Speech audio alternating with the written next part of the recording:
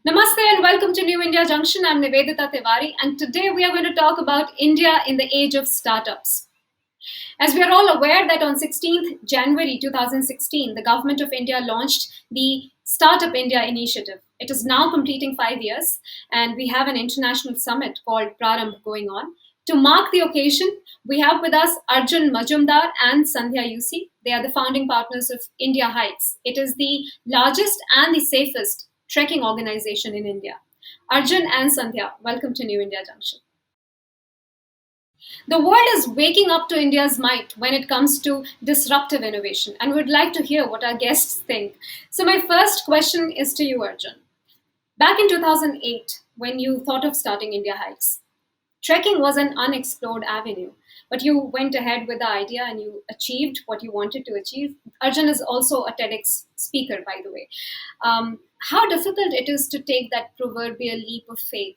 How difficult is it to take that first step when it comes to a startup? This is it's not a very easy question to answer, Nivedita. That's because a lot of people look at startups very differently. A lot of people take a leap of faith, and then there are people like us who have a lot of years of preparation before we take that. Take the decision to actually start something up.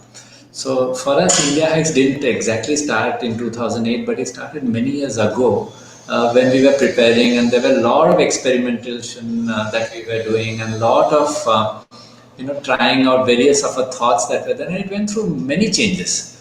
Before we actually, when we eventually started, we still don't know what is our starting date as such, because it was a very seamless experience. But we do know in 2008 and 2009 is when we started India. So, but there was a lot of preparation before that. So, there are two ways of looking at it.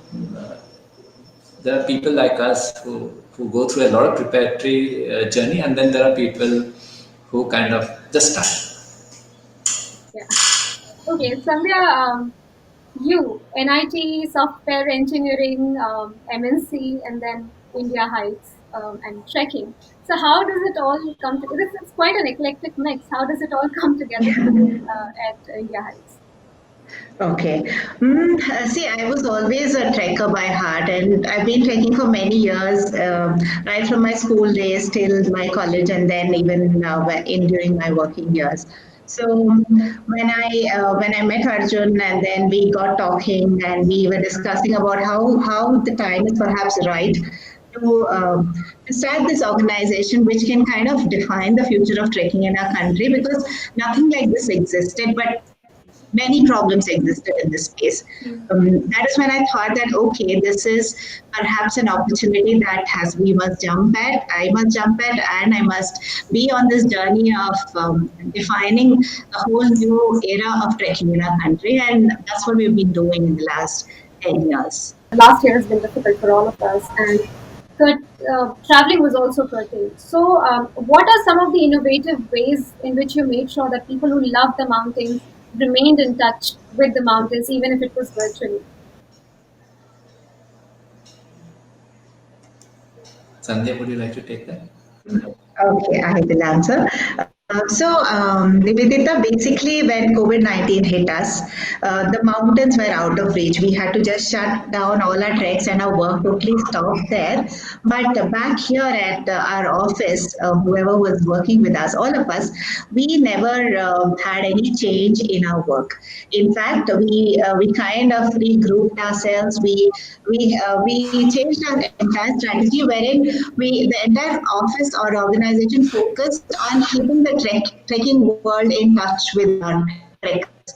And so we kind of moved totally into the content world, and there were all these digital media, social media. We utilized them, and we ensured that our trekkers were always hearing from us.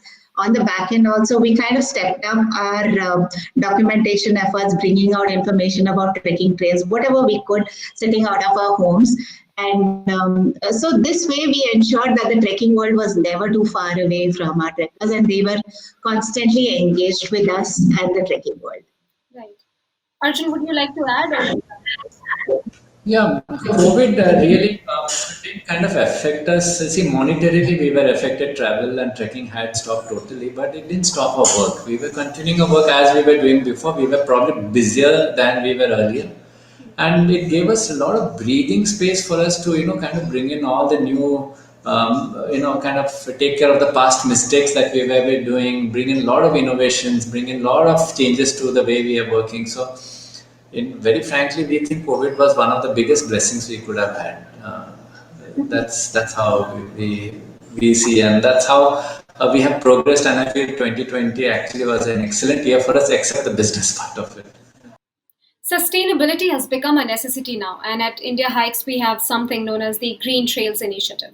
So, was this the plan all along, or is it something that came to your notice as you began your journey, along with other ideas such as designing your own tents?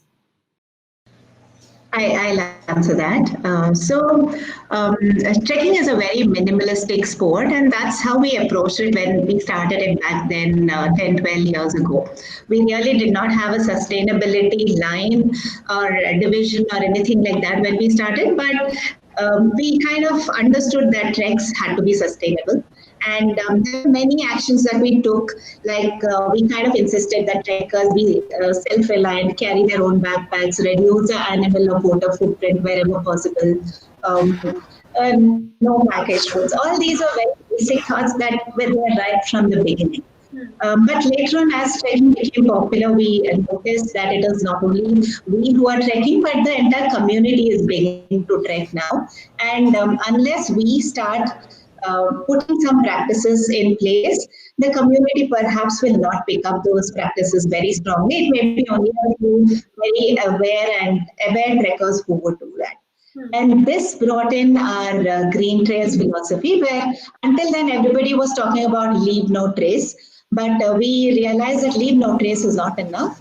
We, as people who love the mountains and who are aware as trekkers, we need to leave the mountains in a better condition than how we found them. And we need to spread this way of trekking where people go give back to the mountains, leave the mountains better than how they found it. So, because we saw that a group of 15, 20 trekkers, when they go on a trail, they can cause immense, either they can cause damage or they can cause an immense positive impact on where they have been.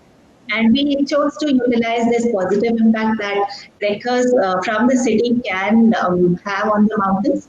And that is what we have been practicing, this green trails philosophy, where we try to leave the mountains better than how we found it.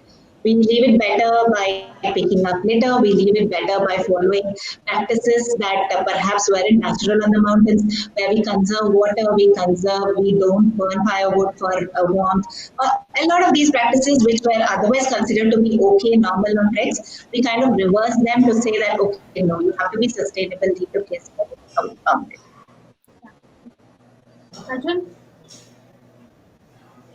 Yeah, but I think Sandhya's more or less covered my thoughts as well. So, green trails is something. It's a way of life. It's not. It's not something. It's not a business practice. It's a way of life, and that's how we strongly believe ourselves. And every one of us at India Hikes are extremely sustainable champions, if you have to call it. We try to lead a life uh, which is very less impactful to the world. And that's how we look at trekking, and that's how we look at our work as well. So, being a sustainable organization, being a sustainable human being go hand in hand. One of the things that sets India Hikes apart is the networking that happens between the trekkers, the volunteers, and the leaders. So, by enabling this sort of networking, facilitating the conversations, creating new experiences, are you creating a possibility of a brighter future, more conversation, more dialogue?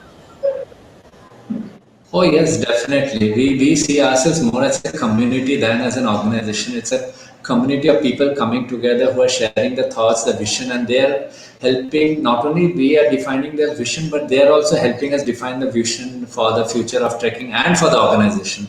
So, yes, I would definitely agree with you. Yes, it does happen, and we notice it very deeply in this organization. Even as I'm speaking to just 15 minutes ago, I got a mail from one person who says, it's always in a very collaborative and a very in a very community way where people want to come together, and trekking enables that very greatly.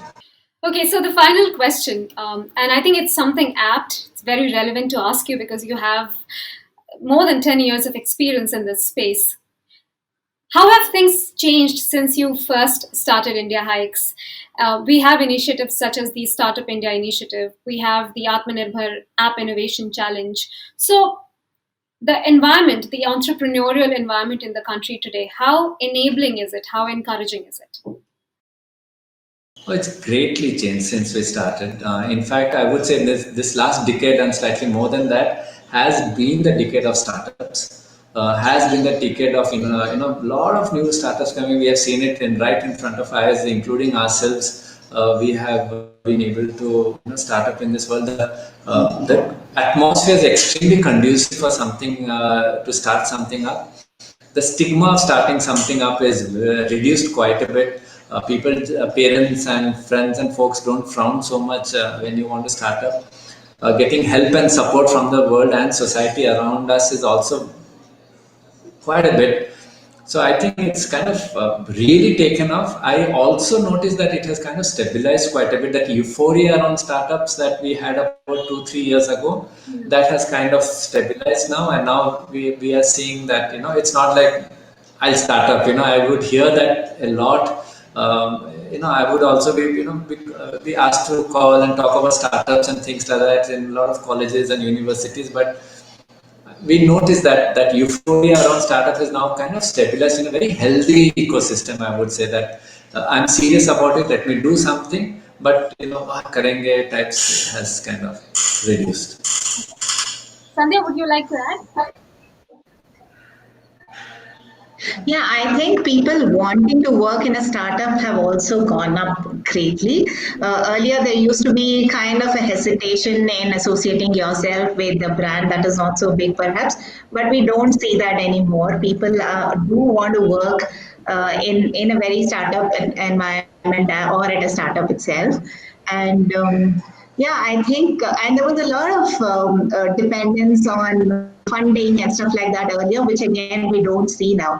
People feel that okay, they can start up on their own, whether or not their ideas have funding or not. Sandhya and Arjun, thank you so much for joining us at New India Junction. It was a pleasure talking to you. All the best with the Indiahikes, and here's to more innovation and entrepreneurship. Thank you so much, Nivedita. Thank you for inviting.